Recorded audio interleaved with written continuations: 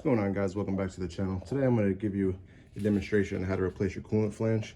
That's obviously the new one. This is the old one. What happens is, as you can see, it's got stress cracks in there. And basically what happens is, once it starts to crack more and more, eventually it's just going to crack all the way through. And there's going to be a coolant leak, and obviously we don't want that being that it's a pressurized system. So what you're going to need is hose clamps to take off the 3 hose clamps. Simply just remove this cover piece. Like I said, you have the 1 right here, 2, and then 3. There's 2 ways to do this: the neat way or the messy way. In this case, I did it the messy way. As you can see, there's coolant everywhere. So I simply just undid that line.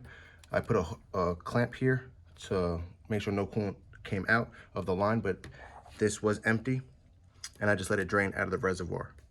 And then once I put the new hose in, once I put the new reservoir in, I connected the hose back up, disconnected the hose clamp, and then put the 2 hoses back on, topped it off, and then drove it for a few minutes to make sure it cycled and everything worked properly. And obviously reconnected the sensor down at the bottom, which is the coolant level sensor.